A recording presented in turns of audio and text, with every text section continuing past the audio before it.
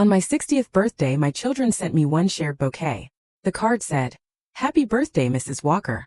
My last name is Whitman." I stood at the kitchen table, holding that little white card, and for some reason I wasn't thinking about the florist making a mistake. I was thinking about the fact that my children probably wouldn't even notice. Emily wrote in the family group chat at 8:14 in the morning, "Mom, flowers should arrive today. Love you." Mark added a heart. Sophie wrote, "Have the best day." And that was it. 3 grown adults I had raised sent me a bouquet with someone else's name on it, and wished me a happy birthday like they were checking off a reminder on their phones. I took a picture of the card. My finger hovered over the screen. I almost sent it to the group chat with a joke. "Who is Mrs. Walker and why do you love her more than me?" But I didn't send it. Instead, I put the flowers in a vase, sat down at the table, and for the first time in years, I let myself stop making excuses for them. There was a time when I had been their whole world. I knew who was afraid of the dark, who hated crust on bread, who was lying when they said nothing was wrong. I could tell by the sound of footsteps in the hallway which child had come home with a broken heart. I remembered teachers' names, allergies, school website passwords, shoe sizes, favorite sauces, game dates, concerts, and interviews. When their father, Daniel, left, I became the person who was not allowed to fall apart. I worked at an insurance company, took extra shifts, fixed a leaking faucet by watching a video online, and learned how to smile at parent-teacher meetings as if I hadn't been counting loose change in the car before buying gas. Back then, my children looked at me differently. Emily drew cards for me and wrote, "You are my hero." Mark fell asleep on the couch holding onto my sleeve. Sophie once told her friend on the phone, "My mom can do anything." I believed her. It's dangerous when a mother starts believing she is loved, because she is needed. Because one day the children grow up, and you become replaceable in almost every way. First it happens quietly. They start calling less but they have work. Then they forget to ask how your doctor's appointment went, but they have children, mortgages, deadlines. Then they come over for Thanksgiving for 2 hours because they have plans with friends later. You nod, slice the pie, and say you understand. And you really do understand. You understand for so long that one day, nobody even asks whether all that understanding hurts. After I retired, I became something like an old photograph on a shelf.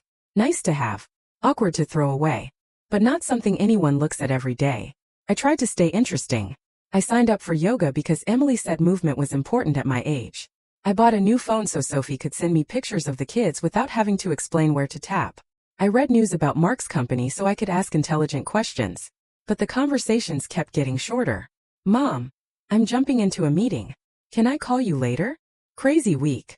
Later almost never came. That day, after the bouquet for Mrs. Walker arrived, I did something I never would have done before.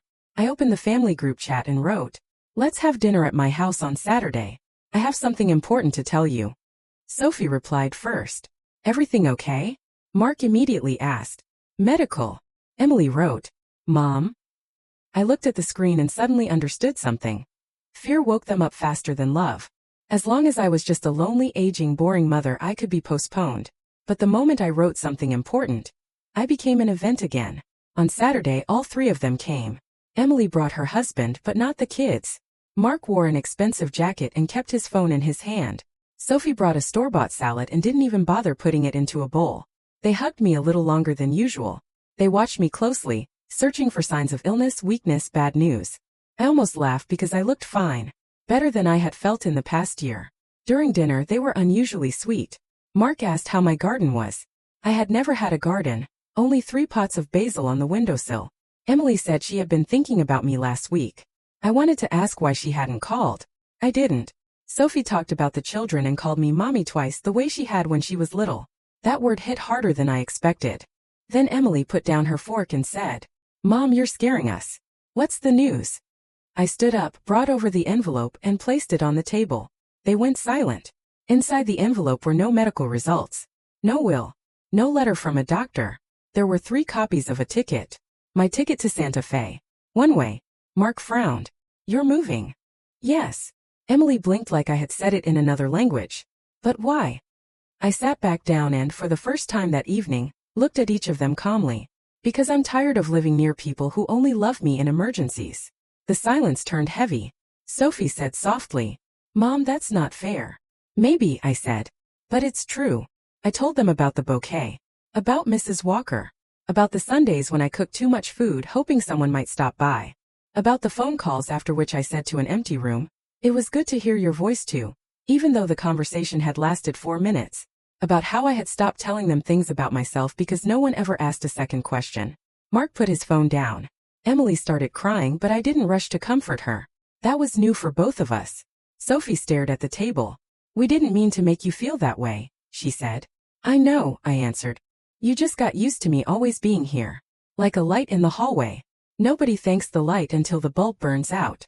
I told them the house was already listed for sale, that my old friend Linda lived in Santa Fe, that I had signed up for a pottery class, even though my hands had always been better suited for bills, laundry, and children's lunches than for art, that I wanted to wake up not waiting for a phone call, but waiting for my own day. Mark asked if they could fix it. I looked at him for a long time. "You can start," I said, "but not by being afraid to lose me for 1 week." They left late. At the door, Emily hugged me and whispered, "I didn't know you were lonely." I rubbed her back the way I used to after childhood nightmares. I didn't know how to say it in a way that would make you hear me. A month later I left. On my first evening in Santa Fe, I sat on Linda's small porch, looked up at the sky, and waited for the guilt to hit me. Came, of course. Mothers know how to feel guilty even for breathing. But something else came with it. A silence in which no one had forgotten me, because I was with myself. Now my children call more often. Sometimes awkwardly, sometimes warmly, sometimes simply because they saw something and thought of me. I don't always answer right away. Not out of revenge. I just don't wait by the phone anymore like I'm standing outside a hospital room. Last week Emily asked, "Mom, are you happy?" I looked down at my hands. There was white clay under my nails. On the table stood a crooked cup I had made myself. "Ugly funny mine." "I'm learning," I said.